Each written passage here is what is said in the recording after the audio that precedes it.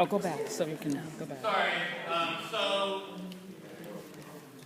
philosophically, let's just chat meta style here. So This was what you're supposed to do. you went through some process, right? But you don't necessarily And the answer have all isn't the tools there. you need to have an in-depth understanding of how to model it without using Google Maps. So I'm trying to give you some tools to do that, whether that's conjugating a verb or that's learning an equation. The thing that I want to ingrain in you is it's a much different experience to get this in the middle or at the end than to get it as the first thing. It's a much different kind of process. So if I was in a class where my students I know really did not have a lot of access outside the classroom, I would have stopped the class and I would have just given this little lecture myself. I would have asked them what they thought if they knew, and we would have had a discourse, okay? If I was in a class where I wanted to try and do a little more of a blended kind of thing, I knew they had access, I might flip it, okay? Meaning I might get the direct instruction, the lower Bloom stuff, out of the classroom, okay? But I'm not going to just give them something to do at home. I'm going to pair it with some sort of thing to make sure they watched it, okay?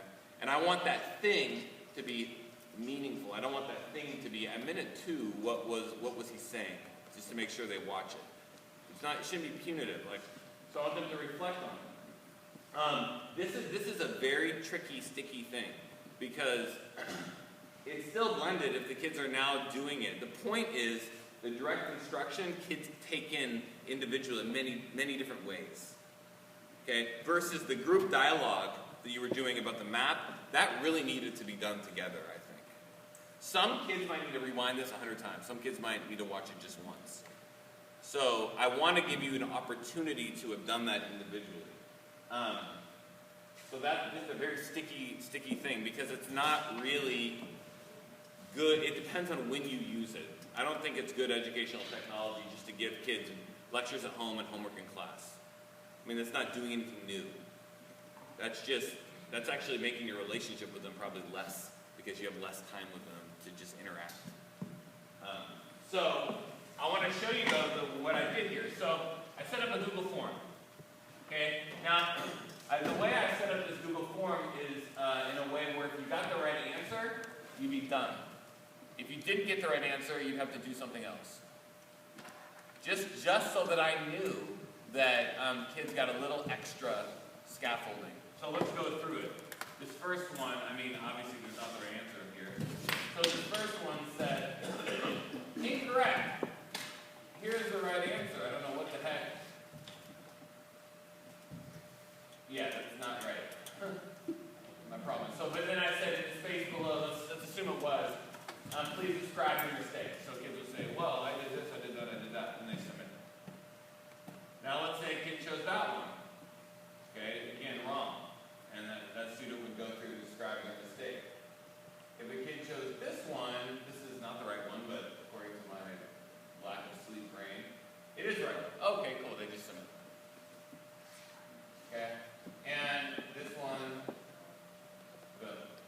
So this is how, when you fill out a form and it asks you, are you a graduate student or are you an undergrad? And then it takes you in one direction or the other. That's kind of what this is doing. Okay, so I can show you guys how to do that if you want. Yeah? Why don't you ask them to explain everything when they get practice? I think that could have been a good thing too. I mean, it's your choice. I did it this way just because I wanted to make it very clear to you guys in this workshop that there are 2 different paths. So it's called a branch Google form. Yeah?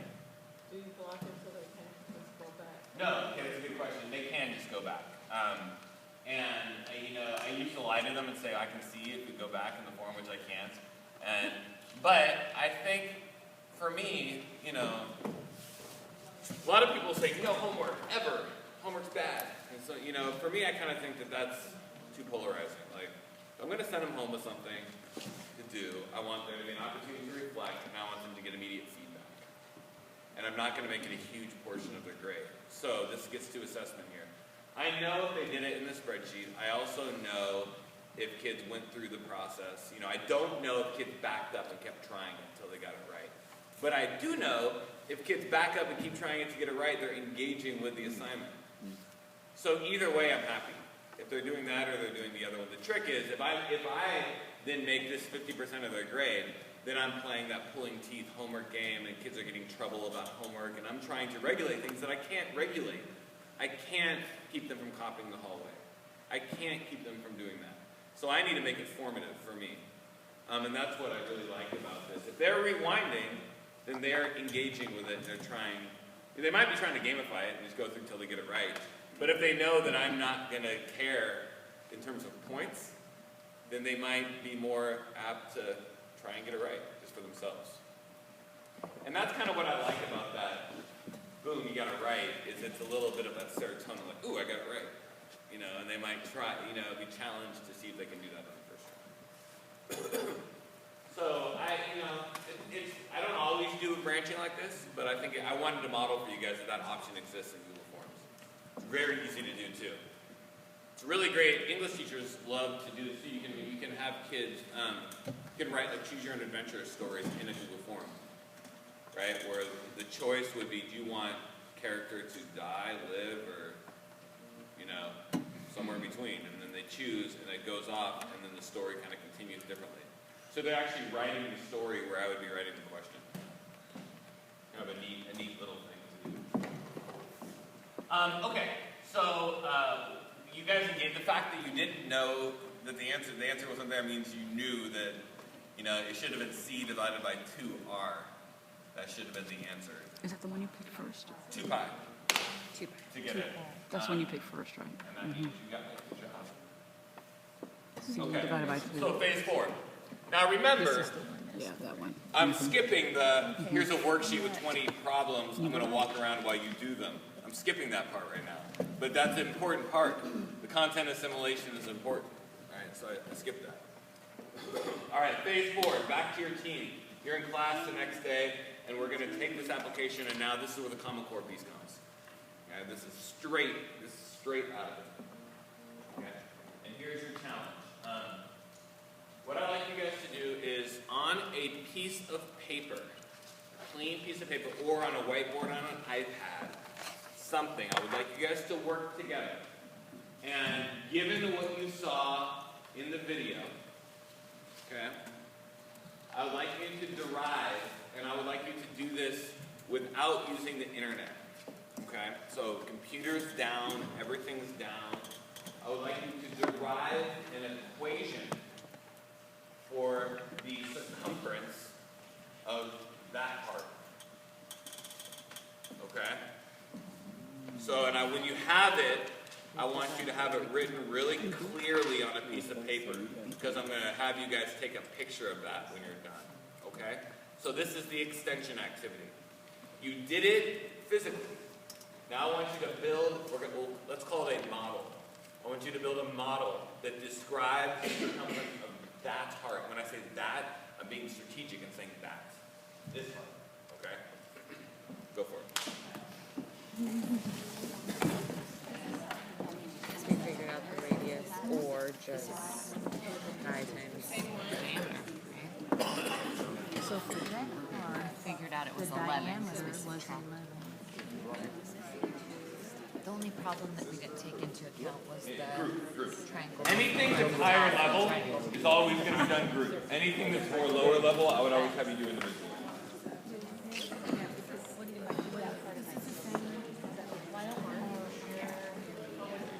I didn't know. So Right. we have to find the. You can invent your own variable. No actual measurements of variables. For example, y equals mx plus b is an equation, or f equals ma is an equation. You guys can invent your own variables. You can use the pi g variables, whatever you want, but no numbers. So why don't we say circumference of heart equals something. That part.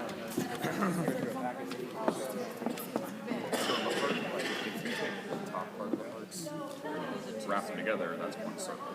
So that would almost be, the top part would be like a circle, then you'd have to stop at the bottom section. So it would almost be like, the circumference would be, so circumference equals pi r, or 2r plus whatever, bottom part, we're saying We call it a the V. triangle. And that's kind of like two sides of a triangle. So like the heart tops, if you took them up, if you separated them, put them together with a circle, then you take two parts of the triangle, the bottom. So it'd be, I'm not sure how we represent that.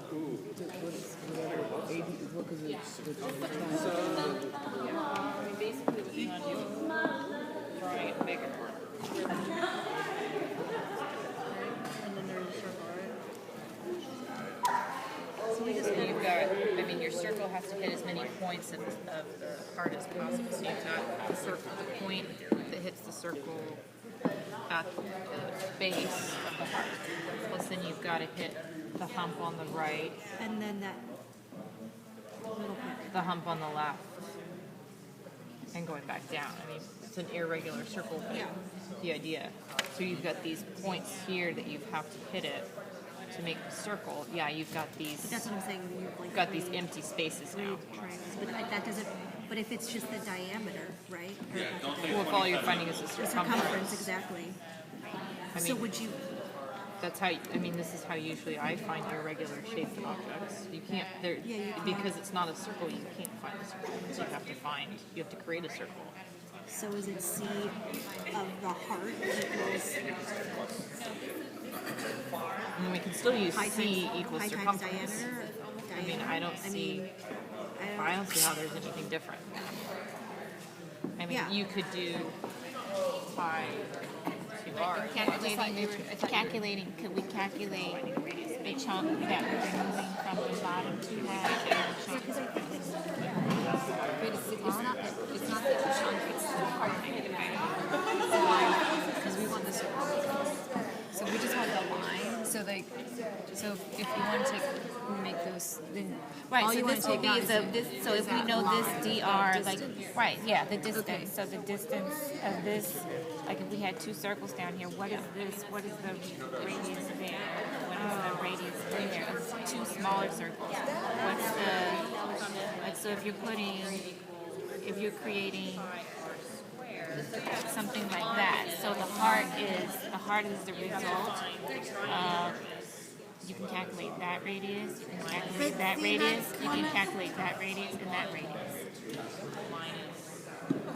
But that's kind of like what she did with this one, right? Where she turned the two top parts, Yeah. and then instead of having four, we just have two Then how do circles you and get this bottom part though?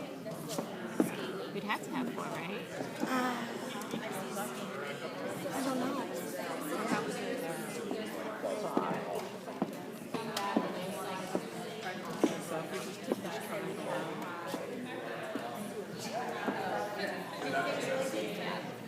And then, but he has to have a side.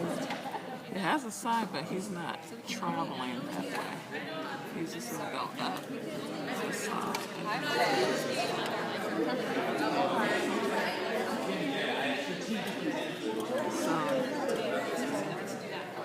Guys, the question was, you can use any equations you want. The circumference of a circle is one equation that's at your disposal. I'm going to go meta right now. I strategically left out something that I'm assuming you know, that I didn't do. If I was doing this with really younger kids, they might have gotten two equations. You guys only got one that I thought was the more complicated one. You can use the distance formula, Pythagorean theorem. I don't care what you do. Do what you want. You can't find the circumference of anything that's not a circle. You can find the circumference of a circle. But triangles are circles. Triangles are related to circles. It does. But it actually, the definition is it's curvature. Half of a circle. So there is curvature here. So I'm calling it circumference, but it could be perimeter of But we heart. only need one You answer. could say that. Right, just one answer. Find the perimeter of the heart. I'm at this table. I'm at the math challenge table. I'm just staring at y'all do because I forgot. Well, you came to the right table. You came to the math challenge. That's why I was social studies teacher. Me too.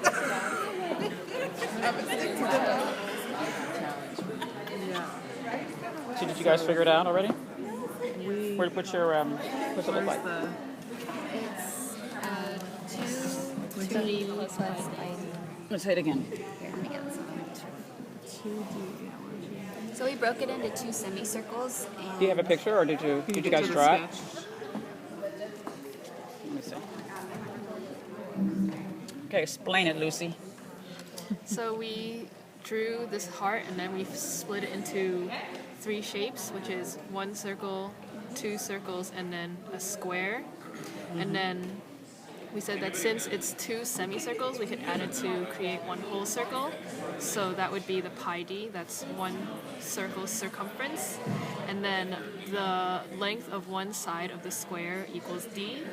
So we need 2 of it, not all 4. So we said plus 2d, and that should equal the circumference of the heart, approximately. I would say, because I'm a social studies teacher, that socially it is so relevant to what happens in our world today. So I'm glad that you know math. And that's what I'm saying. We were like, circumference, 27 miles. There you go. See, we were, she and I were like, C equals 27 C equals miles. 27. And then I heard him say, do not set it up. I'm like, I'm still trying to get the theorems that he showed on, the equations and shit. No, I'm like, I'm taking notes on all this. He's going to help me with my C7. Are you guys done? Anyone else done? Okay. Are you If guys you're done, done? you're emailing the picture to that address. I have 1 S, 2 L's, very long Arab name. Oh, Yeah, you have to write the formula down and take